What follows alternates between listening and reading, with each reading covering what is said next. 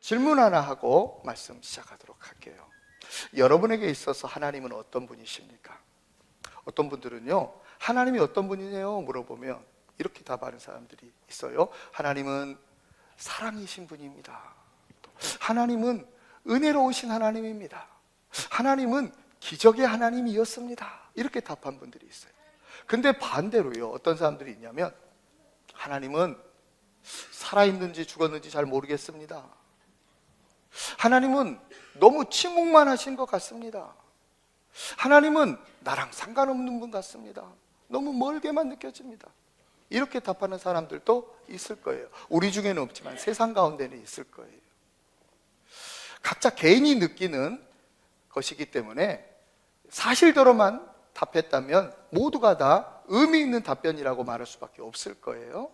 여러분, 그런데 오늘 본문의 저자인 사도 바울에게 누군가가 하나님은 어떤 분입니까? 라고 질문한다면 바울 사도는 뭐라고 답했을 것 같습니까? 오늘 본문을 의지해서 살펴본다면 바울은 아마도요, 하나님은 풍성하신 하나님입니다, 이렇게 답했을 거예요. 왜냐면요, 본문 우리 한번 볼까요? 본문 16절 그리고 19절입니다 시작. 그의 영광의 풍성함을 따라 그의 성령으로 말미암아 너희 속사람을 능력으로 강건하게 하시오며 그 너비와 길이와 높이와 깊이가 어떠함을 깨달아 하나님의 모든 충만하신 것으로 너희에게 충만하게 하시기를 구하노라. 아멘, 아멘. 우리 첫 번째 대지 따라하도록 합시다. 하나님은 풍성하실 뿐만 아니라 풍성케 하시는 분입니다. 하나님은 풍성하실 뿐만 아니라 풍성케 하시는 분입니다. 아멘, 아멘. 먼저 바울이 고백하는 하나님은 풍성하신 하나님입니다. 하나님은 핍절하신 분이 아니에요. 하나님은 풍성하신 분이고 충만하신 분입니다. 우리가요, 하나님에 대한 올바른 의식을 갖고 있어야 돼요. 왜 이게 중요하냐면 하나님에 대한 올바른 의식이 우리의 삶을 창조하기 때문에 그렇습니다. 또 우리 주변에 있는 사람들, 가족들에게까지 영향을 끼치기 때문에 그렇습니다. 미국의 유명한 저술가면서도 또 컨설턴트, 우리나라에서는 성공하는 사람들 7가지 습관이라는 책으로 유명한 스티븐 코비가 이런 말을 했어요. 사람은요, 2가지 의식을 갖고 산대요. 첫째는 풍부의식이고요, 둘째는 빈곤의식이래요. 풍부의식으로 사는 사람이 있고 빈곤의식으로 사는 사람이 있대요. 근데 이 두 삶이 너무 극명하게 차이가 난다는 거예요. 그런데 매우 중요한 말을 해요. 이 풍부의식과 빈곤의식의 기저, 그 뿌리에는 뭐가 있냐면, 어디랑 연결되어 있냐면 하나님에 대한 의식과 연결되어 있대요. 그러니까 하나님을 풍성하신 하나님으로 의식하고 있느냐, 아니면 하나님을 아무것도 못해주는 그저 공허한 하나님으로 의식하고 있느냐, 이것과 연결돼서 산다는 거예요. 여러분, 예수님이 누가복음 15장에서 알려주시는 하나님은 어떤 하나님이냐면 풍부하신 하나님, 풍성하신 하나님이에요. 누가복음 15장의 탕자의 비유에 나오는 아버지가 하나님에 대한 상징이거든요. 근데 이 아버지는 어떤 아버지였냐면 풍부하신 아버지였어요. 탕자가요, 전 재산을 탕진합니다. 그래서 죽을 고생을 해요. 그러고 나서 그가 뒤늦게 깨달은 깨달음이 있었어요. 자, 그의 깨달음을 한번 살펴볼까요? 누가복음 15장 17절 읽어주세요. 시작. 이에 스스로 돌이켜 이르되 내 아버지에게는 양식이 풍족한 품꾼이 얼마나 많은가. 나는 여기서 줄여 죽는구나. 내 아버지에게는 양식이 풍족한 품꾼이 얼마나 많은가. 탕자가 생각한 아버지는 어떤 아버지냐면 풍족하신 아버지예요. 아버지만 풍족한 게 아니라 아버지 밑에 두고 있는 품꾼마저도 풍족해 해주는 아버지였어요. 그래서 탕자가 돌아간 거예요. 탕자가 돌아간 이유는 아버지가 풍족하신 분이시고 자기만 풍족한 게 아니라 주변에 있는 사람들도 풍족해 주시는 아버지시기 때문에 돌아간 거예요. 여러분, 우리가 주님께 돌아갈 수 있는 이유도 여기 있어요. 우리가 하나님께 돌아가는 이유도 여기 있어요. 하나님 풍성하신 분이시거든요. 하나님만 풍성하신 것이 아니라 하나님을 믿는 사람들을 풍성케 하시는 아버지 하나님이신 줄로 믿습니다. 예수님이 그 사실을 알려주고 있는 거죠. 예수님뿐만 아니라 사도 바울도요, 하나님이 얼마나 풍성한 하나님인지 강력하게 외치고 있어요. 자, 바울의 서신을 좀 봅시다. 빌립보서 4장 19절 시작. 나의 하나님이 그리스도 예수 안에서 영광 가운데 그 풍성한 대로 너희 모든 쓸 것을 채우시리라. 아멘, 아멘. 믿습니까? 믿음대로 될지어다. 여러분, 그렇다면 하나님이 풍성하신 하나님이신데 하나님은 무엇으로 풍성하실까요?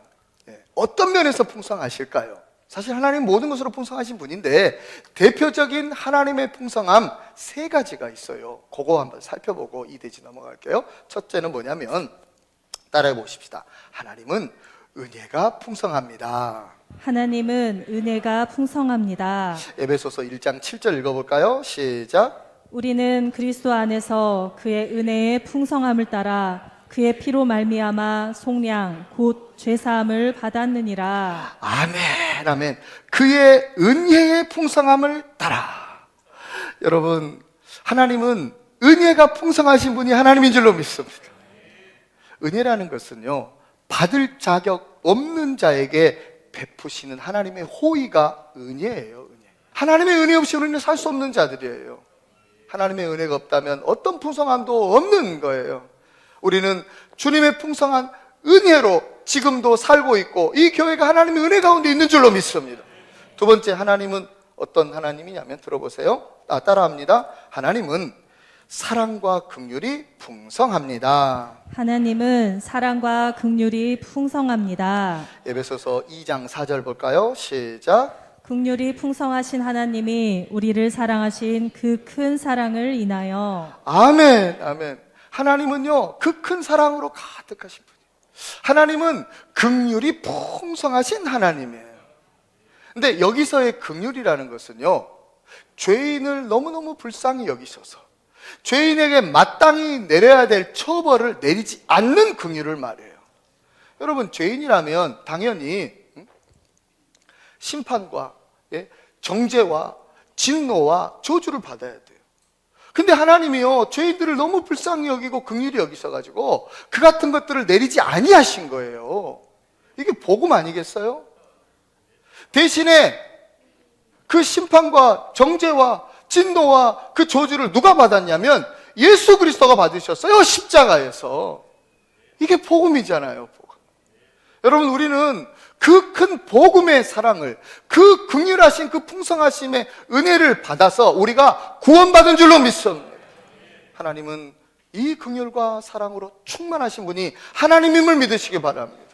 또 하나님은 뭐에 충만하시냐면 세 번째, 따라합니다. 하나님은 영광이 풍성합니다. 하나님은 영광이 풍성합니다. 아멘. 다시 본문 16절 읽을까요? 시작. 그의 영광의 풍성함을 따라 그의 성령으로 말미암아 너희 속사람을 능력으로 강건하게 하시오며. 아멘, 아멘. 그의 영광의 풍성함을 따라. 바울은요, 늘 그리스도의 영광을 바라보면서 살았던 사람이에요. 주님의 영광을 바라보면서 살았던 사람이에요. 그랬던 그가 주님의 영광이 충만한 한 장소를 발견해요. 한 곳을 발견해요. 그곳이 어디냐면 바로 교회 안이었어요. 교회 안. 오늘 본문 21절 말씀 읽읍시다. 자, 시작. 교회 안에서와 그리스도 예수 안에서 영광이 대대로 영원 무궁하기를 원하노라. 아멘. 교회 안에서와 그리스도 예수 안에서 영광이 대대로 영원 무궁하기를 원하노라. 교회 안에 있는 그 영광이 대대로 영원 무궁하기를 원했던 사람이 바울이었어요. 교회 안에는요, 그리스도의 영광이 있었거든요. 여러분, 교회 안에 가득한 것은 주님의 영광이에요. 우리가 교회에서 바라봐야 될 것은 그리스도의 영광인 줄로 믿습니다. 교회가 그럴 수밖에 없는 이유가 있습니다. 모세가 광야에서 성막을 만들었잖아요. 성막을 딱 완성하고 나니까 그 성막 안에 뭐가 가득한 줄 아세요? 영광의 구름이 가득했어요. 솔로몬이 여호와의 성전을 건축했거든요. 솔로몬이 성전을 딱 건축하고 나니까 뭐가 가득했냐면 영광의 구름이 가득했어요. 주님의 영광이 가득한 곳이 성막이었고 성전이었기 때문에 교회가요, 주님의 영광으로 가득할 수밖에 없는 거예요. 우리가 예배 가운데 있을 때 주님의 영광을 보는 거예요. 모세의 성막이, 솔로몬의 성전이 왜 영광으로 가득했어요? 예배하는 곳이었기 때문이에요. 교회가 왜 주님의 영광으로 가득해요? 예배하는 곳이기 때문에. 주님을 예배하면요, 주님의 임재가 머물러요. 주님의 영광이 가득할 수밖에 없어요. 근데 이 영광은 뭘로 보냐면 육신의 눈으로 보는 게 아니라 주의 영으로 말미암아 영으로 보는 거예요. 그런데 육신의 눈으로 볼 수도 없는데 이 육신의 눈에다가 수건을 가리고 있고, 예? 가리개를 덮고 있으면 보일 리 만무하지 않겠어요? 우리가요, 우리 생각, 우리 판단이라는 수건으로 우리 눈을 가리고 있고, 세상 가치와 세상 그 사상이라는 그거 가지고 우리 마음을 가리고 있으면 교회에 와서 전혀 보이지 않는 거예요. 어떤 주님의 영광도 안 보여요. 그러나 우리가 주님께 돌아가서, 바울 사도의 말씀처럼 우리가 주님께 돌아가서 우리가 그 수건을 벗어버리면, 우리의 생각과 우리의 판단의 수건을 벗어버리고 세상 가치와 세상 사상의 그 가리개를 벗어버리고 우리가 영으로 바라본다면 이곳 가운데 주님의 영광이 가득함이 보일 줄로 믿습니다. 두 번째는요, 본문 20절. 자, 시작. 우리 가운데서 역사하시는 능력대로 우리가 구하거나 생각하는 모든 것에 더 넘치도록 능히 하실 이에게. 아멘, 아멘. 우리가 생각하는 모든 것에 넘치도록. 자, 두 번째 대지 따라합니다. 우리가 하는 생각에서 하나님의 풍성함이 시작됩니다. 우리가 하는 생각에서 하나님의 풍성함이 시작됩니다. 아멘, 아멘. 바울이 알고 있었던 하나님에 대한 지식은 풍성하신 하나님이에요. 풍성하신 하나님. 근데 이 풍성하신 하나님이 우리가 생각하는 모든 것에 넘치도록 역사하신 하나님이라는 거예요. 그러니까 우리가 생각하는 것에서부터 하나님의 풍성함이 시작된다고 말할 수 있는 거예요. 일반적으로 지식이라고 하는 것은 우리 언어에 영향을 줍니다. 우리 언어는 지식의 반영이에요. 예, 알지 못하면 말할 수 없어요. 영어 단어 모르면 영어 한마디도 못하는 거예요. 우리의 언어는 지식의 반영이에요. 또 언어는요, 창조력이 있어요. 그렇죠? 그래서 언어가 많은 걸 창조해내는데 언어는요, 우리의 감정을 창조합니다. 예를 들어 보겠습니다. 누군가가 여러분에게 아유, 정말 잘생기셨습니다, 아유, 정말 아름다우십니다 하면 우리 기분 굉장히 좋죠. 우리의 감정이 아름답게 고조됩니다. 근데 누군가가 여러분에게 어이 못난 인간아, 어이 못된 사람아 막 이런다면 우리 기분 굉장히 상하죠. 감정이 굉장히 저하되죠. 언어는 감정을 창조합니다. 언어는 창조력이 있어요. 심지어 언어는요, 우리의 환경까지 창조한대요. 우리 환경까지. 그리스도인의 생각 다스리기라는 책이 있어요. 정원 목사님이 쓰신 책인데 이 책에 보니까 이런 이야기가 있어요. 어떤 한 청년이 자기가 쥐라고 생각하는 거예요. 나는 쥐야, 나는 쥐야, 찍찍찍찍 이러면서 쥐처럼 행동하고 쥐처럼 움직이고 그늘만 찾아다니고 어둠 속만 찾아다니고 구멍만 찾아다니고 막 그렇게 행동하는 거예요. 자기가 쥐라고 생각하면서. 그래서 사람들이 하도 안 되겠길래 이 사람을 정신병원에 보냈어요. 정신병원에 갔는데 의사가 이 사람을 고쳐보려고 아무리 얘기를 해도 자기는 쥐라고 하는 생각에 사로잡혀서 빠져나오지 못하는 거예요. 나는 쥐야, 나는 쥐야, 나는 쥐야. 그래서 의사가 하도 안 되겠길래 이렇게 얘기했대요. 그래, 당신 쥐 맞소. 그랬더니 깜짝 놀라는 거예요. 어떻게 하셨어요? 그러는 거예요. 당신 쥐라고요. 예, 선생님 저 쥐예요, 쥐. 그랬더니 의사 선생님이 무슨 말을 하냐면 예, 당신 쥐 맞습니다. 그런데 이제 더 이상 쥐로 살지 말고 인간으로 한번 살아보세요. 그런 거예요. 그래서 이 청년이요, 자기를 인정해 주니까 마음이 열려가지고 의사 선생님한테 그래요? 인간으로 한번 살아볼까요? 어떻게 하면 인간으로 살 수 있는데요? 그랬더니 의사 선생님이 이렇게 답하는 거예요. 방법은 아주 간단합니다. 뭡니까? 아주 간단한데요, 지금부터 나는 인간이다 생각하세요. 그런 거예요. 그러면 됩니까? 그래 보세요. 했더니 알겠습니다. 나는 인간이다, 나는 인간이다, 나는 인간이다. 선생님 감사합니다. 저는 이제부터 인간으로 살겠습니다 하고 정신병원 문 밖에 나갔어요. 다 고쳤나 보다 했는데 금방 또 들어와요. 왜 들어왔냐고 물어보니까 선생님 병원 문 밖에 고양이 한 마리가 있어요. 그러니까 선생님이 아유 이 사람아, 당신이 이제 인간이라니까 모르겠는가? 그러니까 청년이 알아요. 저 이제 인간이죠. 그런데 고양이는 그 사실을 알아줄까요? 그러는 거예요. 고양이가 그 사실을 알까요? 여러분, 왜 이런 우화가 나왔냐면 인간은요, 한 가지 생각에 사로잡히면 그 생각에서 헤어나오지 못한다는 거예요. 그 생각대로 움직이고, 그 생각대로 행동하고, 그 생각대로 판단하고, 그 생각대로 사고하고, 그 생각이 지배해버리고 생각 속에 사는 자들이라는 거죠. 안타깝게도 이 세상에는요, 잘못된 생각에 사로잡혀서 얼마나 많은 괴로움과 얼마나 많은 고통과 얼마나 많은 사람들에게 고통을 주고 괴로움을 주고 자기가 만들어내는 감옥 속에 갇혀 사는 사람, 그 감옥 속에 많은 사람들을 끌어들이면서 그 잘못된 생각 가운데서 환경을 만들어내면서 사는 사람이 얼마나 많은지 몰라. 너무 안타까운 거예요. 생각에 사로잡혀서 감옥 속에 사는 거예요. 그 생각에 사로잡혀서 불행 속에 사는 거예요. 자기만 불행한 게 아니라 주변 사람들도 다 끌어당겨서 거기 속에 파묻혀서 그렇게 행동하고 그 속에서만 살게 만드는 거예요. 헤어나오지를 못하는 거예요. 그 생각 속에서, 그 사고 속에서 못 헤어나오는 거죠. 안타까운 거예요. 여러분, 생각은요 단순한 관념이 아니에요. 생각은요 실제적인 힘이고요, 에너지인 거예요. 우리의 생각이 우리의 언어를, 우리의 행동을, 우리의 관계를, 우리의 환경을 만들어내는 강력한 에너지라고요. 그러므로 이 생각 에너지를 우리는 잘 관리하고 조절을 해야 되는 거예요. 나쁜 생각은 나쁜 에너지를 만들어요. 근데 이 나쁜 에너지가 상대방에 가기 전에 먼저 나를 파괴한다고요. 잘 보셔요. 잘 보시라고요. 여기까지가 정원 목사님 책의 내용이에요.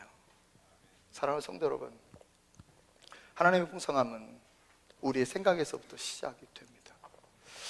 그래서 생각이 열쇠입니다. 우리의 인생이 바뀌고 우리의 삶이 변화되고 우리의 삶이 풍성케 되려면 우리의 생각을 바꿔야 돼요. 어떤 사람이요, 회사만 갔다 오면 너무 스트레스를 받은 거예요. 회사에서 너무 고통스럽고 회사가 혼란스러우니까 너무 괴로워서 집에서 잠이 안 오더래요.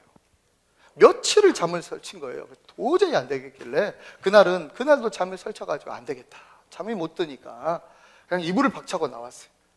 밖에 탁 나와봤더니 집 앞 정원에 나무 한 그루가 딱 있는 거예요. 자기 집 큰 나무가. 그래서 그 나무한테 하소연했대요. 나무야, 내가 좀 잠 좀 자야 되는데 며칠 동안 잠을 못 잤다. 나에게 있는 근심, 염려, 걱정, 스트레스, 이 모든 거 다 너한테 맡겨놓을 테니까 밤새 좀 지켜라. 나는 좀 잘난다. 너의 가지가지마다 나의 근심을, 나의 염려를, 나의 걱정을, 나의 스트레스를 다 걸어놓고 난 들어가 잔다 하면서 들어가서 이불 속을 탁 들어갔더니 잠이 잘 오더래요. 그래서 푹 잤어요. 개운하게 아침에 일어나서 현관문을 열고 탁 나가보니까 이 정원에 큰 나무가 그대로 있어요. 그런데 그 나무에 걸려있던 염려와 근심과 걱정과 스트레스와 모든 짐이요 매우 작게 보여졌다랍니다. 사랑하는 성도 여러분, 행복은 먼 데 있지 않아요. 생각만 바꿔도 행복해질 수 있는 거예요. 여러분, 생각 바꿔보세요. 나쁜 생각을 좋은 생각으로 바꾸세요. 파괴적인 에너지를 창조적인 에너지로, 거룩한 에너지로 바꾸어 보세요. 우리 성경 한번 볼까요? 고린도후서 10장 5절입니다. 시작. 하나님 아는 것을 대적하여 높아진 것을 다 무너뜨리고 모든 생각을 사로잡아 그리스도에게 복종하게 하니. 아멘, 아멘, 아멘. 하나님의 풍성함은 우리의 생각에서 시작된다는 사실 기억하세요. 여러분의 생각이 바뀌면 하나님의 풍성함은 곧바로 시작될 거예요. 그 주인공들이 여러분들이 꼭 되시기를 간절히 축원합니다. 자, 이렇게 시작된 하나님의 풍성함은 언제 열매 맺을까요? 어떻게 열매 맺을까요? 세 번째 대지 바로 따라하겠습니다. 예수님과 연합할 때 풍성한 열매를 맺게 됩니다. 예수님과 연합할 때 풍성한 열매를 맺게 됩니다. 아멘, 아멘. 예, 그 풍성함은요 예수님과 연합할 때 열매 맺게 돼요. 자, 골로새서 1장 19절을 본문으로 볼까요? 시작. 아버지께서는 모든 충만으로 예수 안에 거하게 하시고. 아멘, 아멘. 하나님 아버지는요, 예수님 안에 모든 충만함을 가득가득 담아두셨어요. 그래서 예수님은요, 충만함의 원천이에요. 충만함의 근원이에요. 충만함의 발원지예요.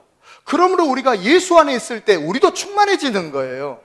골로새서 2장 9절에서 10절 시작. 그 안에는 신성의 모든 충만이 역체 거하시고 너희도 그 안에서 충만하여졌으니 그는 모든 통치자와 권세의 머리시라. 아멘, 아멘. 너희도 그 안에서 충만해졌으니, 너희도 그 안에서 충만해졌으니. 여러분, 우리가 예수 안에 있을 때 충만해지는 거죠. 예수 그리스도로 말미암아 풍성해지는 거죠. 뿐만 아니라 우리가 예수를 영접하잖아요. 영접한다는 것은 예수님을 마음에 모시는 거거든요. 충만하신 주님이 내 마음에 들어오면 나도 충만해지는 거 아니겠어요? 예수님은 하나님의 충만으로 충만한 분이래요. 하나님의 은혜, 하나님의 사랑, 하나님의 자비, 하나님의 진리, 하나님의 평안, 하나님의 모든 것으로 충만하신 분이 예수님이에요. 또 예수님은요, 우리가 가져야 될 모든 것으로 충만해요. 능력과 지혜와 지식과 인간이 갖고자 할 모든 것으로 충만한 분이 예수 그리스도예요. 그래서 예수님은 우리가 필요한 모든 것으로 충만하신 분이 예수 그리스도인 줄로 믿습니다. 인간을 온 천하보다 귀하다고 그러잖아요. 그런 까닭에서인지 인간은요, 온 천하를 담아도 채워지지 않는 욕심을 갖고 있대요. 인간의 욕심은 온 천하를 담아도 채워지지 않는데요. 그런데 온 천하보다 더 크신 하나님을 품는 순간 채워질 줄로 믿습니다. 이 세상 끝없는 게 두 가지가 있대요. 인간의 욕심이 끝이 없고 하나님의 사랑이 끝이 없대요. 끝없는 인간의 욕심, 그러나 끝없는 주님의 사랑이 있어요. 끝없는 하나님의 사랑으로 채워질 때 인간의 욕심이 끝날 줄로 믿습니다. 사랑하는 성도 여러분, 그래서 믿음이 너무 중요해요. 믿음이라는 것은요, 주님을 영접하는 것이고 주님과 연합하는 것이에요. 믿음이 너무너무 중요해요. 믿음이 목회자의 섹스피어라고도 불리우는 사람이죠. 제레미 테일러가요, 이런 말을 했어요. 여러분 들어보세요. 믿음은 모든 축복의 뿌리다. 믿으라, 구원받게 될 것이다. 믿으라, 피로가 채워질 것이다. 믿으라, 위로받고 행복하게 될 것이다. 우리가 예수님을 믿을 때, 다시 말해서 예수님과 연합될 때 주님의 풍성함이 시작된다는 사실, 열매 맺게 된다는 사실, 여러분 기억하시고 그 열매 맺는 주인공들 우리들 돼야 할 줄로 믿습니다. 근데 우리가 주님과 연합하면 그 풍성함의 열매를 맺게 되는데, 주님과 연합되지 못하면 아무것도 못하는 자들이 우리예요. 요한복음 15장 5절입니다 시작. 나는 포도나무요 너희는 가지라. 그가 내 안에 내가 그 안에 거하면 사람이 열매를 많이 맺나니 나를 떠나서는 너희가 아무것도 할 수 없음이라. 아멘, 아멘, 아멘, 아멘, 아멘. 사랑하는 성도 여러분, 사랑하는 성도 여러분, 사랑하는 성도 여러분, 하나님은요, 우리 예수님은요, 풍성하신 분이고 충만하신 분이에요. 하나님의 모든 충만으로 가득하신 분 예수님. 우리 하나님은 우리에게 필요한 모든 것들을 줄 수 있는 그 풍성하신 분이 우리 하나님이셔요. 그래서 이 세상 모든 것을 다 가진 사람도 하나님을 영접하지 않으면, 우리 예수님을 영접하지 않으면 아무것도 가지지 않는 정말 빈곤한 사람이 될 수밖에 없어요. 그러나 아무것도 없는 자라 할지라도 우리 예수님을 영접한 사람, 하나님을 품고 사는 사람은요, 모든 것을 가진 자와 같을 줄로 믿습니다. 다윗이요, 그래서 마지막에 인생 말년에 깨달아서 했던 놀라운 고백이 있어요. 여호와는 나의 목자시니 내가 부족함이 없으리로다. 세상 모든 것을 가진 자가 부족함 없는 게 아니라 하나님을 품고 사는 사람이 부족함 없는 자인 줄로 믿습니다. 사랑하는 성도 여러분, 풍성함은 어디서 오냐면 하나님을 품을 때 오는 거예요. 다른 것이 우리를 풍성케 하는 게 아니에요. 다른 모든 것 다 가졌다가 우리가 풍성해지고 충만해지는 게 아니에요. 풍성하신 주님을 품고 충만하신 예수 그리스도를 영접하며 사는 사람이 풍성한 삶의 주인공 되는 거예요. 삶을 풍성케 하는 교회로 모토로 28년을 달려온 이 귀한 교회가 풍성하신 하나님으로 말미암아, 충만하신 예수 그리스도로 말미암아 삶을 풍성케 하고 주변을 풍성케 하고 충만케 하는 그 귀한 교회가 되고 성도들이 되시기를 예수님의 이름으로 축원드립니다.